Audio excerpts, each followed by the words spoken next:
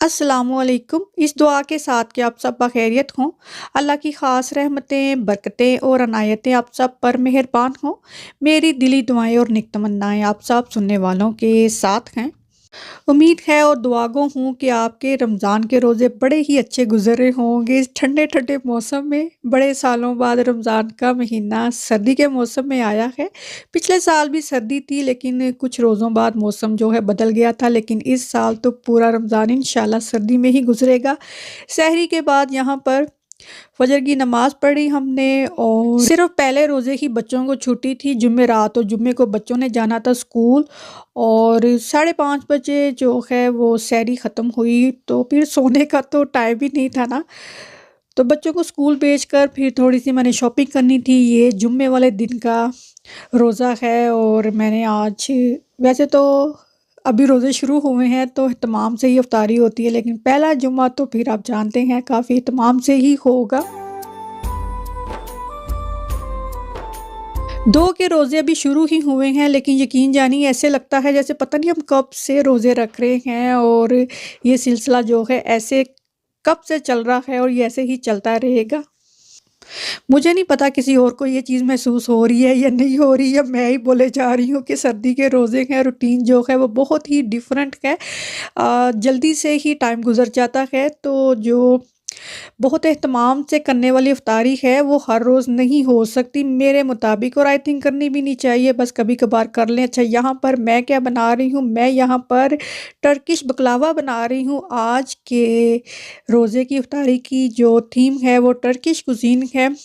बकलावे में आप जानते हैं ड्राई नट्स डाले जाते हैं। ये फिलो पेस्ट्री स्टोर बोट है जो कि मैं अभी मॉरिसन से लेकर आई हूँ, और इसको जिस ट्रे में हमने बेक करना है उसके मुताबिक एग्जैक्टली हमने इसको कट कर लेना है, ताकि जो एक्स्ट्रा हो वो अगर कहीं से थोड़ी कम कम या ज़्यादा है वहाँ पर ये कवर हो जाएगी। आमंड पिकान्स, आमंड, वॉलनट और पिस्ताशो लिए हैं। खाली पिस्ते भी लिए जा सकते हैं। ड्राई नट्स अपनी मर्ज़ी से कोई से भी ले सकते हैं। एक फिलो पेस्ट्री खोली और उसको पूरी की पूरी बॉटम पे बिछा दी, और जो हमने पिस्ते बादाम चॉप किए थे रफली वो इसके ऊपर फैलाकर काफ़ी ज़्यादा देसी घी इसके ऊपर डाल देना है।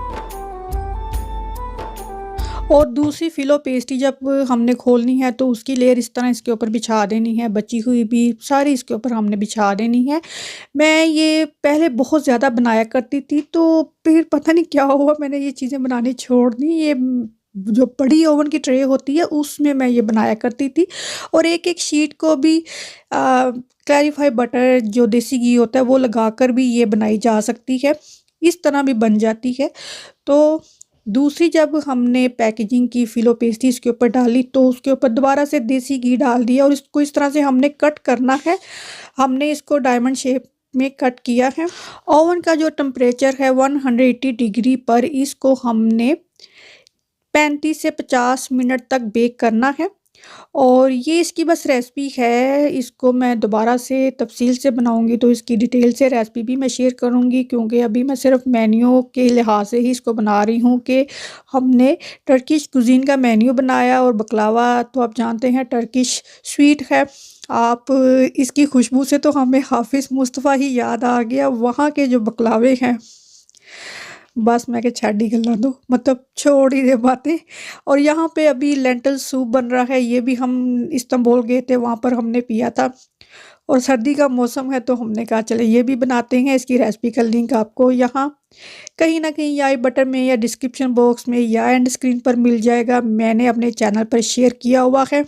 और साथ आज मेन मील में देगी पालक गोश्त बन रहा है। गोश्त जो है सिंपली हमने उसको पकने के लिए रख देना है।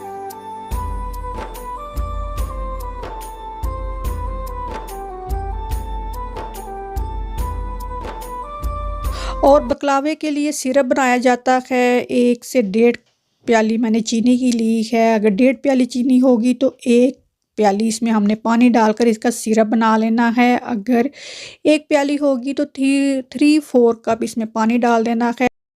ये भी रोज़े की करामात है। मेरा बेटा जो है वो आगे कहते मामा मैं आपकी हेल्प कराता हूँ, तो मैंने कहा चलो तुम ये सूप जो है इसको ब्लेंड कर लो। ये सूप जल्दी ही पक जाता है, तो इसको ब्लेंड किया और सूप रेडी हो गया, तो इसको हमने उठा के परे रख दिया। बकलावे का इलायचियों से और इलायचियों का बकलावे से कोई दूर दूर का वास्ता नहीं है, लेकिन असी बनाने हैं तो असी इलायचियाँ भी पा देंगे क्योंकि हमें इलायचियों का फ्लेवर पसंद है। तो मैंने इसमें जो तो सिरप में मैंने हरी इलायचियाँ भी डाली हैं और थोड़ा सा केवड़ा वाटर भी डाला है। यहाँ पर टर्किश शवारमा बन रहा है, इसकी रेसिपी भी मेरे चैनल पर है और इसको मैरिनेट करके मैंने रख दिया है। सारी चीज़ें वही हैं जो नॉर्मल हम चिकन टिक्का वगैरह की मैरिनेशन करते हैं, बस इसमें योगर्ट नहीं डालना है और स्पाइसेस जो है वो माइल्ड से ही रखने हैं।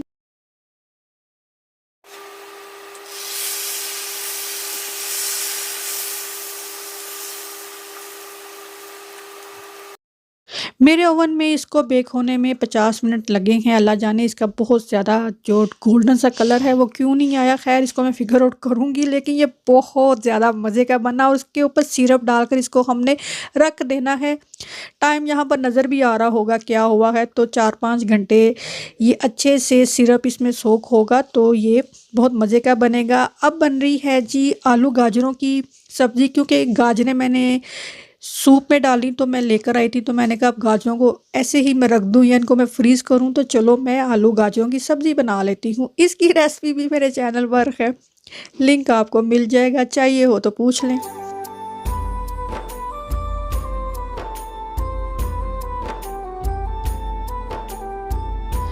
रोज़े चाहे गर्मी के हों सर्दी के हों, जब आप जो मुनासिब लेवल है अफ्तारी सहरी का वो करेंगे तो आपको लाजमी फ़र्क पड़ेगा। 5वां रोज़ा है तो अच्छा खासा जो है ना शक्ल देखने में भी महसूस होता है कि फ़र्क पड़ रहा है।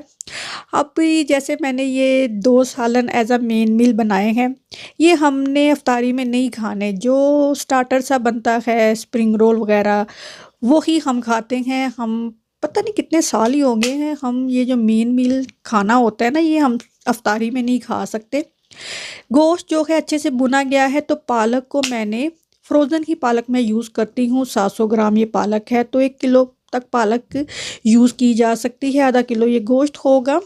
तो पालक जो है उसको उबलने के लिए रख दिया है मैंने, जो बचे हुए पिस्ते वगैरह थे वो इसके ऊपर डाल दिए हैं। आलू गाजर की सब्ज़ी भी तैयार है, सूप भी तैयार हो गया है। पालक जो है वो मैं फ्रोज़न ही यूज़ करती हूँ, तो थोड़ा सा पानी डालकर इसको मैंने 20 मिनट छोटे बर्नर के फुल फ्लेम पर पकाया है ताकि इसका कच्चापन ख़त्म हो जाए। सैलड आप वैसे खा सकते हैं, पालक हो साग हो इसको कुक करना ज़रूरी है, ये कच्ची खाई जाएगी तो तबीयत ख़राब हो जाती है, खैर मेरी तो हो जाती है। तो पालक को अच्छे से हमने उबालते वक्त पालक को हमने उबालने में ही अच्छे से पका लेना है और ग्राइंड कर लेना है। जब इसको अच्छी तरह से भुने हुए गोश्त में डालना है तो इसको मिक्स करना है, अबाउट 4-5 मिनट इसको कुक करना है और चूल्हा बंद कर देना है। इसमें कश्मीरी लाल मिर्च का तड़का लगाएंगे तो इसके ऊपर ऑयल की लेयर आ जाएगी। देगी जो गोश्त है पालक गोश्त है वो ऐसे पकता है, इसको भूनने के चक्कर में कि इसका ऑयल सेपरेट हो जाए तो फिर थोड़े ईद भी गुजर जानी, तेरे ऊपर ऑयल नीचे आना। बहुत से मेरे सुनने वाले पंजाबी नहीं समझते तो मुझे कमेंट करते हैं कि आपने क्यों बहुत ज़्यादा पंजाबी बोलनी शुरू कर दी है, उर्दू बोला करें। तो अभी मैंने कहा कि अगर इसको बहुत ज़्यादा भूनेंगे इसके ऊपर ऑयल की लेयर आ जाए तो वो ईद गुजर जानी है, ऑयल की लेयर इसके ऊपर कोई नहीं आनी। आज मैंने फ्रूट चाट बनाई और जो टर्की शवारमे के लिए चिकन था वो मैंने एयर फ्रायर में कुक करके रख लिया और इसके डाइस में कट कर लेना है। फिर इसको अच्छा सा चारकोल का इफेक्ट लगाना है। मेरे बच्चों को क्रीम चाट पसंद है, मुझे क्रीम चाट भी अच्छी लगती है और मुझे जो एक्चुअल फ्रूट चाट है वो भी अच्छी लगती है। तो आज मैंने वो बनाई तो मैं ही खाधी 2 दिन, मेरे बच्चों को पसंद नहीं आई तो मेरे बच्चों ने नहीं खाई। चारकोल का जब इफेक्ट लगाएं तो जब ऑयल डाल देते हैं तो उसके ऊपर कोयला रखते हैं तो उसको अच्छे से हिलाएं।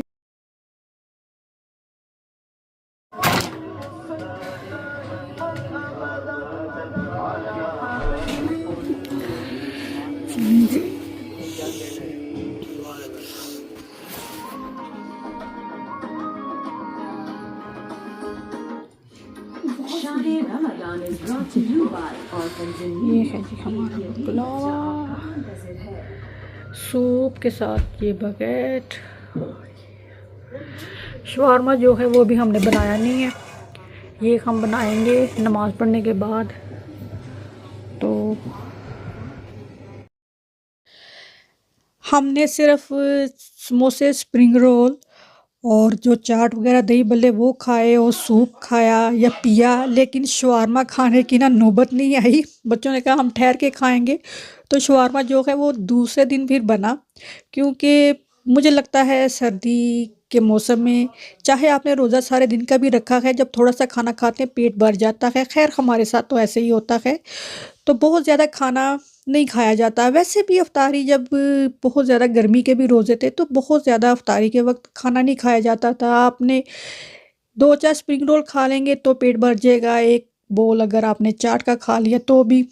तो थोड़ी-थोड़ी चीज़ें जो हैं वो खाकर पेट भर जाएगा। सूप को मैंने दोबारा से गरम किया और ये जो शवारमा है ये फिर पड़ा ही रह गया। दूसरे दिन फिर हमने इसके जो हैं रोल बनाए थे।